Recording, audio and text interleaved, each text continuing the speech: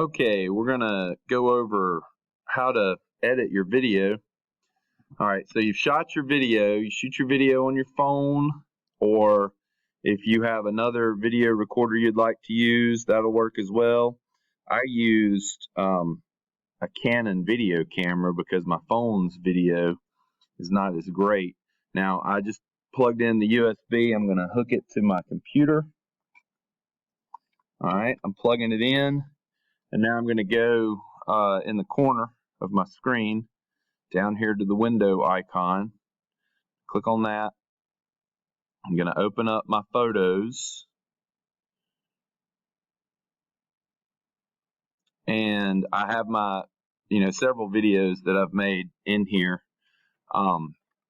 If I'm uploading new video, I'm going to go to import from a USB device. And it's saying it can't find anything. That's because I'm using my phone and I don't have any video on there. But let's say the video is on there. So it's really easy to click on there and to record or to upload your video, the video that you've recorded.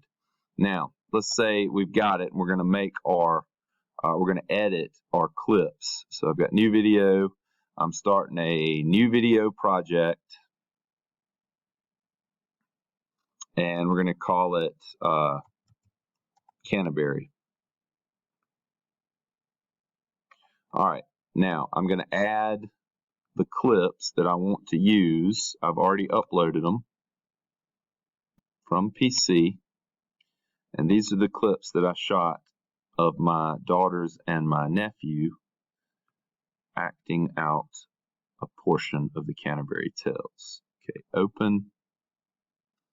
And we'll move them into this Microsoft Video Editor. You might want to use another video editing program if you have one that's a little bit more advanced. This one's not the most advanced.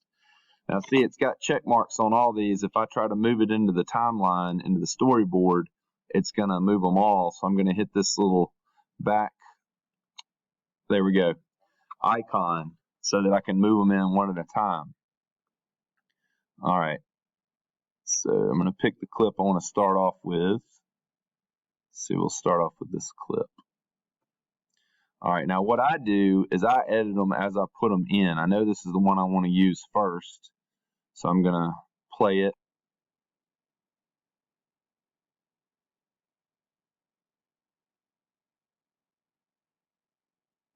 All right, now I don't want that direction that I said walk towards the tree, so I'm going to click trim, and I'm going to trim this down.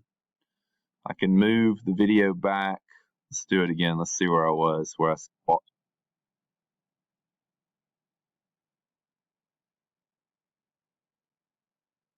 Okay, they started walking, and it's past my talking. Don't want to have that on there. So I trim the clip down, the front part off, and let's see how it sounds.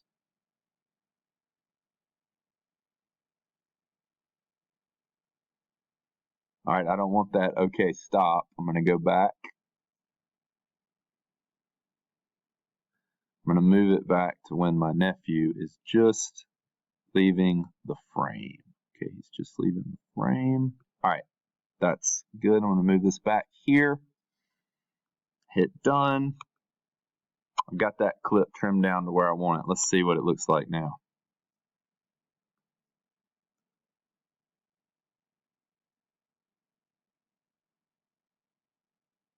All right, now I'll put my next clip in. And it dog ears it, the little blue triangle, as if you're folding the page, shows that I've used that clip already. Put another clip in, and I'm going to watch this clip and see what I have.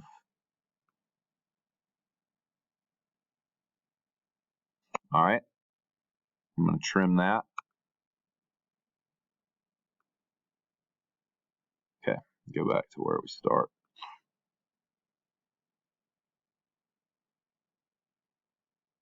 Okay, that's about where I want it.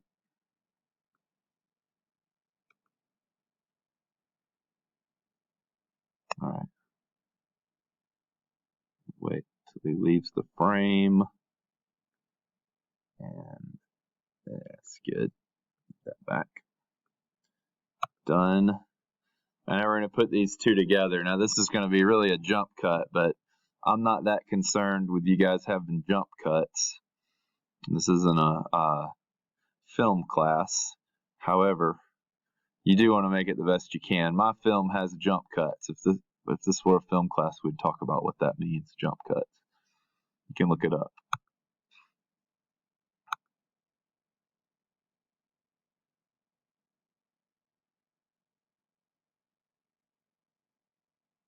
I mean, it's a jump cut because it's obviously the same thing again.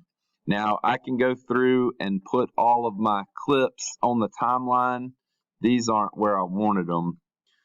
They don't make as much sense here, but you'll know what clip you want to have where. I'm just showing you how you can put your clips in the in this Microsoft Video Editor. And if I start from the beginning, see how it goes.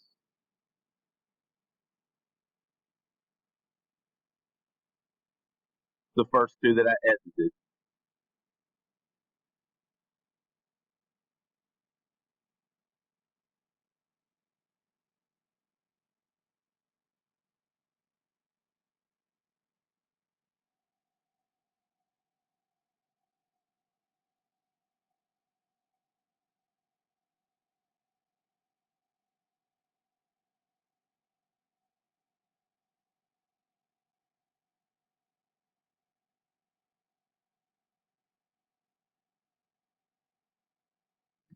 All right.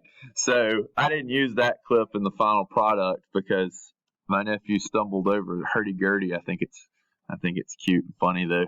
So I'll have to edit a bloopers reel later on. Anyway, so you get the idea. You can go on each clip and you can trim it. I'm going to go back to the first clip and show you how you can add. Well, you can add a title card and put it before. I've got a title card here. Let's click on it and I'll add some text to it. And I like let's use the cursive and we'll just type it. Click in here. Erase that. Canterbury Tales, done. And we have a card here. On the second, I can put some text. Let's give credit to my cast. Oh, starring Rebecca Kimbrough, Rachel Kimbrough, Benjamin Kimbrough. All right, I want to have that Rebecca on the second line. And okay, done. All right, let's look at the first two. Let's play the first two. Now that's up there for 3 seconds. I don't know if I want to have that for 3 seconds. You might want to trim that. You see the graphic overlay. Just play around with that. You can have fun with that. Pause this. There are other effects you can add. You can add 3D effects. If I wanted to have, say I want to have leaves falling. Okay, so I was working with the leaves falling. I had to go back and cut. It didn't work exactly the way I wanted it to, but I guess I didn't hit done. So we want these effects to be okay here. All right, now they're there. All right, let's watch, see how that looks.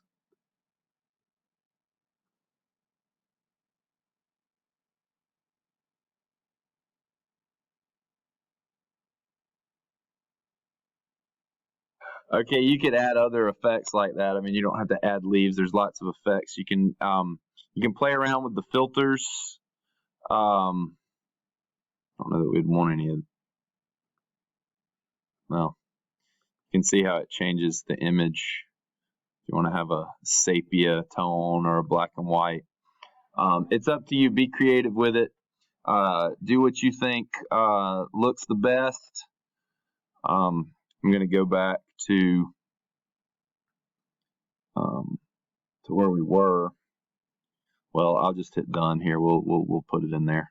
We'll have a scene, or we'll have a shot with black and white.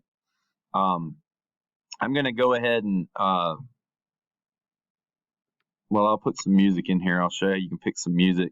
I picked, for the one that I've already edited, Ravel's String Quartet in F major. I thought that had more of a medieval feel. If you wanted to create your own music and add it, you could do that, but it's fine to use the music that's here.